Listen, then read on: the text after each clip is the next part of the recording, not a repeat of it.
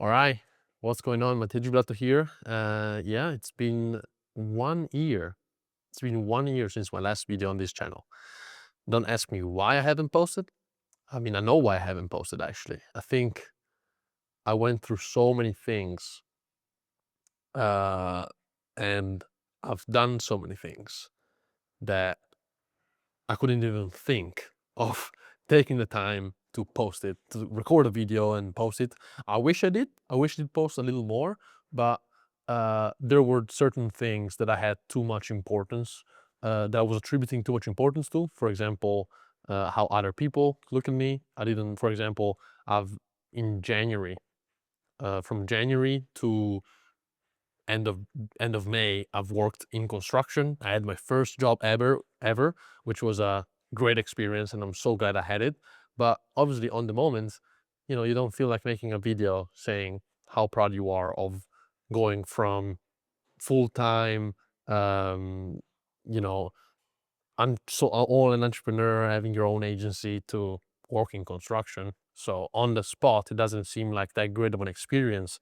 But when you then zoom out, and I'm zooming out right now, I see that I'm like, that's the best thing that I could have done to get over this thing of, having a job. And overall, it's just such a great experience. And I will talk more about it. But I guess what I really want to do in this video is give a little bit of a 1 year update.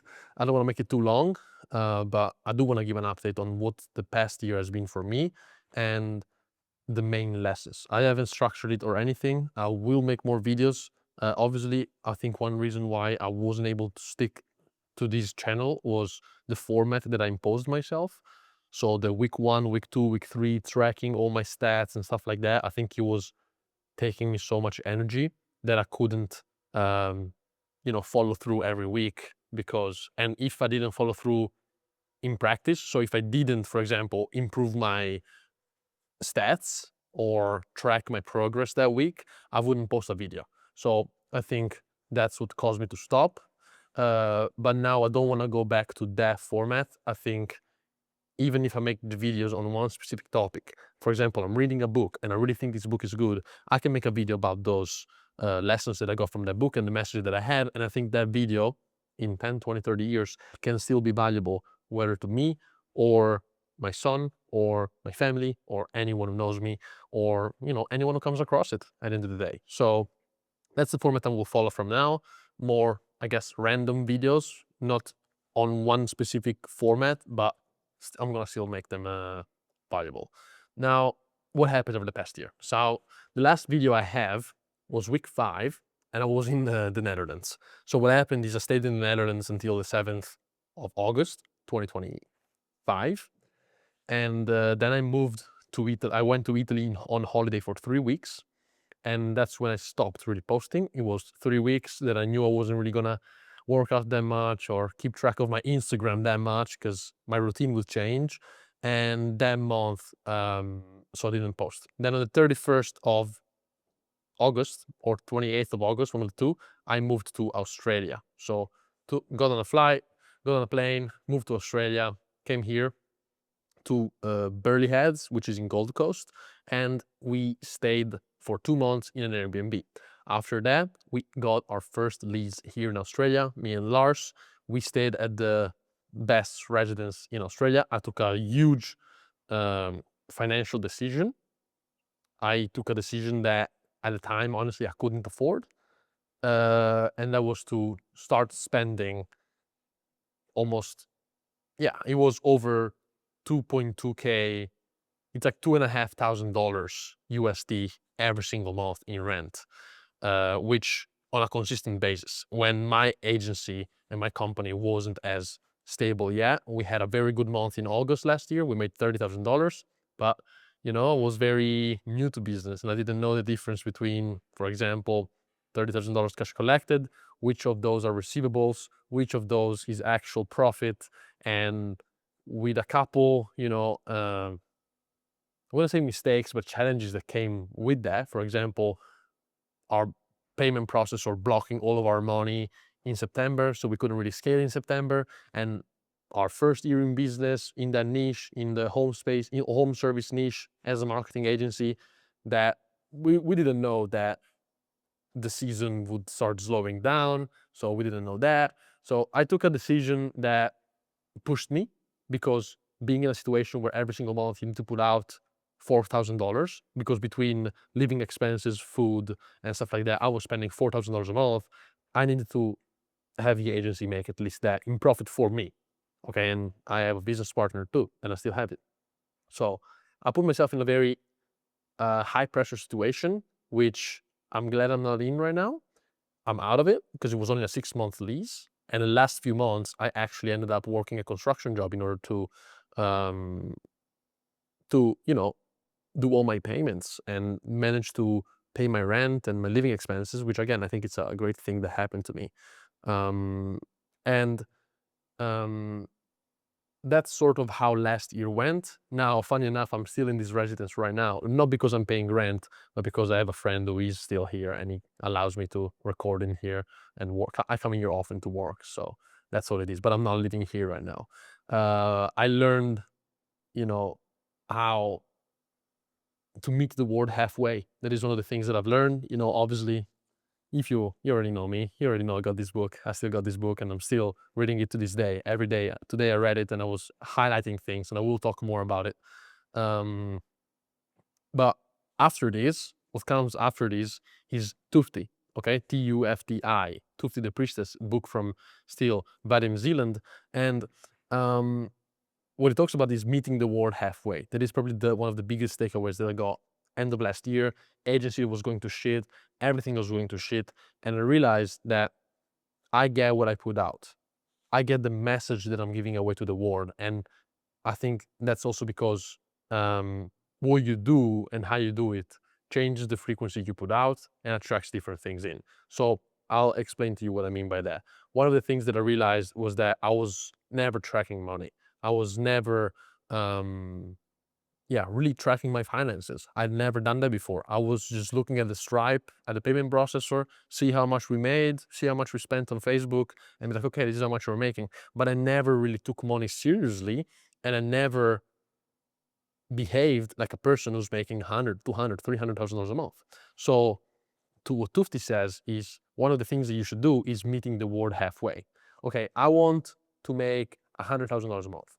Okay, what are the qualities that a $100,000 a month agency owner has, or what are the actions that it takes? And you start applying that through every action that you take. So when you do something, you think, okay, what is this saying to the world? What is this saying to the world so that it can meet me halfway? I do the first half, the world will do the second half. So that allows me still to this day to focus specifically on the actions themselves and not get too caught up with all these goals and things that I want to achieve. It allows me to, gives me the direction of where I want to go, take actions that are in that direction, but not get too caught up with planning and strategizing everything perfectly. Okay. And I know that as long as I keep meeting the world halfway, I will get the second part back. Example. So since January, this is the first example, I started tracking my finances correctly. Okay, so in December, our business went back down to pretty much zero. We made a few $1,000s, spent all of them pretty much on living expenses, and none of that was really profit. It was a terrible month because of the season. We were new, first year. This year, I really hope it's going to go differently, and I'm working towards not making it go like that. But that's just what it happened, which is why then I had to get a job. But after reading Tufti, half of December 2025, I started meeting the world halfway, and the world met me halfway back. So I started tracking my finances. I started being more, one of the problems was that clients weren't very responsive, and we couldn't really keep, they kind of didn't care about us that much as a company. They just wanted leads and then they would disappear. Okay, so I realized one of the things that we were doing wrong is communication. If we want the clients to be communicated with us, we should be communicated first. What are we giving the world to meet us halfway? If you want responsive clients, you need to first be very communicative and responsive yourself. Okay, so I started reaching out to clients more often, doing clients check-ins every week. Hey, how's the leads going? How's marketing? How's everything? How's sales? Caring about their business. So in return, I started getting clients that cared about us.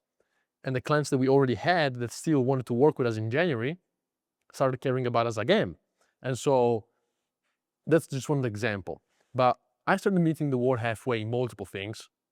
And that allowed us then I have the numbers. So the numbers don't really matter, but we scaled our agency back up to $30,000 a month by March, which is pretty impressive, going back to zero in December. And we had a few back-to-back months at 30K, and now we're going back down again, but I'm working to get it back up again. So that's all good. I can't complain about my agency at this current moment. It's not so much about the money itself, it's just about the things that I'm learning, that I'm applying. The second biggest takeaway from last year was how important attitude is. Not just in the things you do, but in life overall. Your baseline attitude. So the September last year, I got a little further from Transurfing, and I got introduced to this to this course, these CDs from a guy called Kevin Trudeau, who speaks about the law of attraction. And I'm very open, as you know, about these topics. So I started looking into it, and I started applying it, and I started trying it as an alternative way to Transurfing. For me, it does not substitute Transurfing. I think Transurfing is a superior model that explains reality. It's a more rational model to explain reality. It allows me to live in a better state, a calmer state, and the results that Transurfing has had in my life so far are just insane.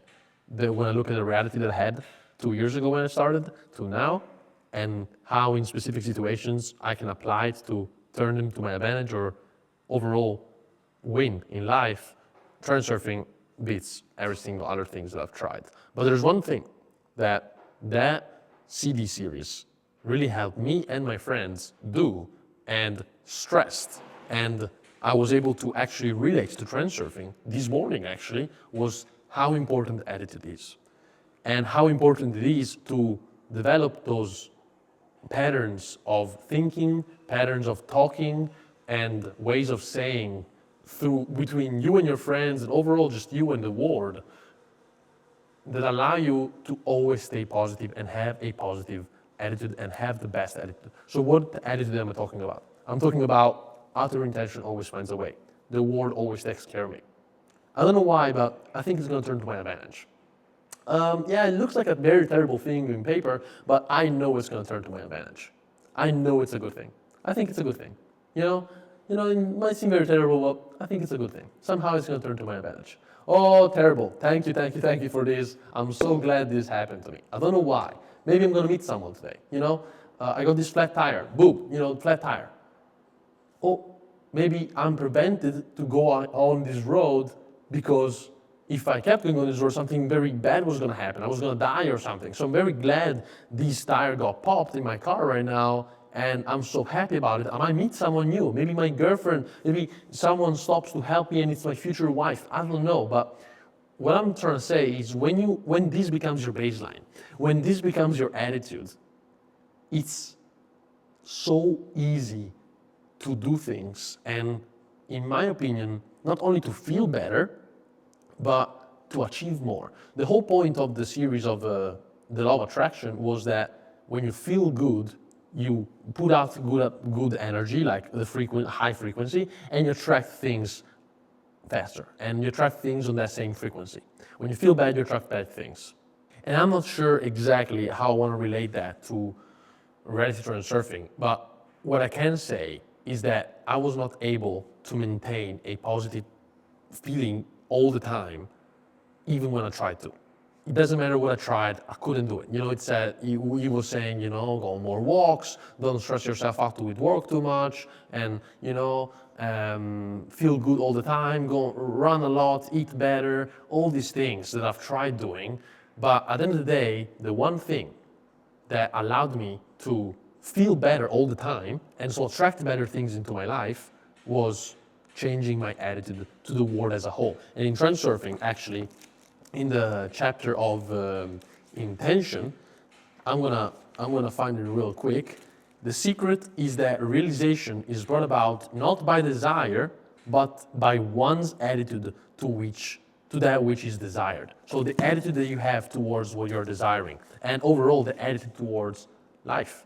So having a positive attitude, making your baseline the fact that everything's always work out, outer intention always finds a way. I don't know how, but it's gonna work to my advantage. If you apply that to life, the best takeaway that I got and effect on my life that I can even think about is not so much about, you attract positive things. Okay, that's how I want to relate to transurfing. It's not so much that you attract these positive things because of your positive vibration, but it's more so that you're pretty much doing what transurfing says to do when it comes to lowering importance. Because, when you say something like, I don't know why, but it's going to turn to my advantage, this situation, well, you're lowering importance right away. In Tufti, the phrase it says is, if it works out, great. If it doesn't, even better. What does that do? Lowers importance. Now, when something bad happens, it's usually a pendulum trying to hook you, or something bad happened, and what the pendulum is trying to do is have you feel bad, so you give it energy, and then you create excess potential, and balanced forces pretty much cause you to get hooked by even more pendulums and cause even worse things in your life. So an attitude like this not only allows you to lower importance and so create less excess potential and so have less pendulums and bad things happen to you, hook you or bad things happen to you, pendulums hook you, but in case you are right now getting hooked by pendulums and balanced forces are working against you, if you start using this pendulum, if you start using these frameworks and these patterns and you have this attitude towards life, you will pretty much balance things out. You will pretty much delete all the excess potential that's against you, and you will confuse all the pendulums, and you will win. You will help you get closer to your goals. So I don't know if the whole law of attraction thing where the energy put out gives that energy back kind of thing is true, but what I do know is that when I have that attitude, I lower importance, less bad things happen, the bad things that are happening are easier to overcome. Problems pretty much solve themselves through outer intention, and life is just better. I wake up excited. I don't think, I'm not worried about things as much because I know it doesn't matter what happened, it's a good thing. That's just my baseline on anything that happens. So it's much harder to be unhappy, much easier to take action, much easier to do things, much easier to feel good. And so everything starts compounding. People see you feeling happy, they're attracted to that. So you start attracting also better connections. All of that is, I think, the biggest takeaway from my half 2025 to half 2026 years. Like, it genuinely is life-changing. And if I look at, maybe you can tell by the camera, when I think about the person that I am now and the person that I was last year, I think I'm a much more mature person. I've been through much more, and I've experienced so much of life. I'm so happy that I signed up for something that I couldn't afford, to stay in this beautiful residence, because it taught me not only that I really don't care about this stuff, I really don't care about it, and I don't want to live in a place like this again. So this might have saved me from making a huge mistake 3, 4, 5 years down the line when I'll have maybe millions of dollars to spend on a house. I want to buy a house here because I've already lived here and I already know I don't like it. I don't want to be close to the beach. I don't want to be close to everyone. I want to be 20 minutes away from the beach. I want to be in a smaller house, in a less luxury house. I don't want to have a receptionist that every time I have to leave the house to go on a walk tells me hi and goodbye and whatever. Someone's calling me. So these mistakes that I made last year allowed me to learn much more. Now, these experiences, I wouldn't call them mistakes, sorry. These experiences taught me so much. Second experience, working construction, great experience. I worked here 3 months in Australia, 2 months in the United States. So insane of an experience, taught me so much, and now it allows me to also get a contrast, better understanding about everything works. I'm glad it happened because now I can value my situation as an online entrepreneur, as someone who has an online company, and I really value my company more right now, and it's easier to put effort into it because I see why it's valuable. I see why I would prefer working on my laptop compared to digging for 8 hours a day, building footings. I've done that, and I can tell now that I can realize how great my position I'm in, the skills that I have, and how much better I can do, And it also allowed me to start having a new safety net. One of the things that Transurfing talks about, and that I'm now applying more, both with my finances, but with all the decisions that I make, is having a safety net. Why was living here so stressful for me last year? I had no safety net. My company either had to work or it had to work. So everything was stressful. Now, I'm still working on my company. Noah, my business partner, is working on some investments, for example, with Forex, crypto, Polymarket, and all different stuff to get a second stream of income. I am gonna start back up working on my YouTube channel, the main one, to start getting some revenue through that every single month, passive recurring income. And then I also have the plan B, like in anything that I do in life, I don't wanna extend myself too much to the point where I cannot pay it with a job. So here's an example. I'm now want to get a new house here in Australia to rent, a new lease, and I don't want to make the same mistakes I made last year. But I also need a car. I kind of want to live comfortably, but I also only want to work on my company. I don't really want to have a job right now. And at the same time, I don't know how my company is going to go over the next few months. It's honestly not that stable yet. Okay, we're only 1 year and a few months in. So what am I going to do? How am I going to take this decision? How am I going to decide how much I can spend per month? What house I want, the car, all stuff like that. So here's my thought process behind it. It was, okay, if everything goes to shit, everything goes terribly wrong, and I have to go back, I don't know, everything goes wrong, I'm signed up to this lease, I have this car, I have this expense every week, and my company is to zero, my income is at zero. Can I get a job in one day and working only 5 days a week, 8 hours a day, pay that expense, my living expense? Would that cover my living expenses? And right now, the answer, I want to get a house, like rent a house and get a car and all these things that fit into that plan B, so that I always know I have a safety net. It doesn't matter how bad things go. It doesn't matter what happens. I can always keep my importance low because I know that here in Australia, in Gold Coast, in one day, I can get a minimum wage job as a waiter, and working 5 days a week, 8 hours a day, I will pay all of my expenses. Car, house, food, insurance, all of those. Sure, I won't have any fancy dinners, but it will pay everything. And it will allow me to lower importance and still have time to work on something else on the side, on the weekends, and on, after work.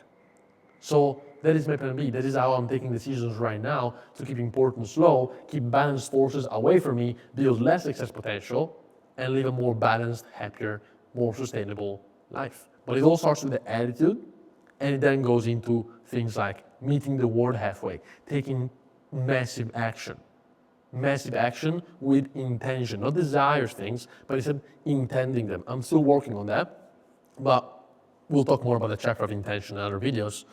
That chapter is very important. I really like that chapter on inner and outer intention. When it comes to my inner intention, I want to do so much better at lowering the importance of those actions. And when I decide something, just go ahead and do it and get it. Decide it. One thing that I have on my screensaver right now is I'm just going to get my daily newspaper. What's the problem? Okay, anytime I'm thinking about something, okay, I really want to get this video and I want it to pop off. Well, I wouldn't think about that. I wouldn't think like that about going to get the daily newspaper at the whatever office or wherever. I would just think, I'm just gonna go get my daily post paper, and then I'm gonna put one foot in front of the other towards the place where I go buy it, the supermarket or whatever, buy it and come home. I have no importance related to it. I have no stress about it. I have no worries about it. I'm just getting my daily newspaper. What's the problem? I wouldn't say, oh God, please help me get my daily newspaper. Please, thank you. Move mountains and rivers and everything. Please help me get my daily newspaper. Oh, God's high in the sky. That would be kind of inappropriate when it comes to the daily newspaper, right? Like, just go get the paper. Just go get it, right? So that's sort of the other framework that I'm trying to work on when it comes to taking action. Not so much desiring things, but more deciding what I want, and what I need to do, and then just do it. Assuming that I will get that thing the same way I assume when I go to the supermarket to buy the newspaper, that the newspaper is there, I'm just going there to collect it. I still have to put one foot in front of the other to go there, but that's all the energy necessary. All the rest of the energy that I use and I used to spend, and sometimes still spend, obviously I'm not perfect, but all the energy that I would spend worrying about it, over planning and stressing, now it just all released and I can just put it towards action. And because I have also this attitude and I try to keep that positive attitude going all the time, then it just makes my life better. And I think over the next few months, great things are about to happen for me in my life. I know I feel it. So maybe that's also why I wanted to document this now. Overall, what I would say to myself also a year ago is it's not that fast. It doesn't take, you're not able to change and delete years of programming and build this new attitude out of nothing and maintain that, sustain that, just out of the blue. In one day you just switch, oh, now my attitude is always positive. I was feeling terrible before, I was very negative, I was always worrying, I was always over planning, I was always overthinking, but now in one day I decided, oh, everything works out great. No, because it's just too big of a jump for you to do right now. You can't get yourself to believe that with a positive attitude your life will be better. But over time, when you see things playing out and you always keep that top of mind and you start always trying to get a better positive attitude towards life and closer to that attitude, like everything always works out for me. I'm a lucky person.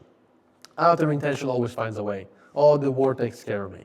You know, it takes time. For me, I'm 1 year into it right now, and I can see it working now.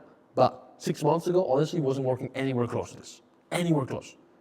A few months is not enough. And when you try to force it so much at first, it actually slows you down and makes you feel like very confused. That's what happened to me at first. So that is what I would say the most important things that I'm taking away, and I think maybe someone else can take away from my past year. So I hope this was helpful. I hope this was useful, and yeah, see you in the next one. Bye.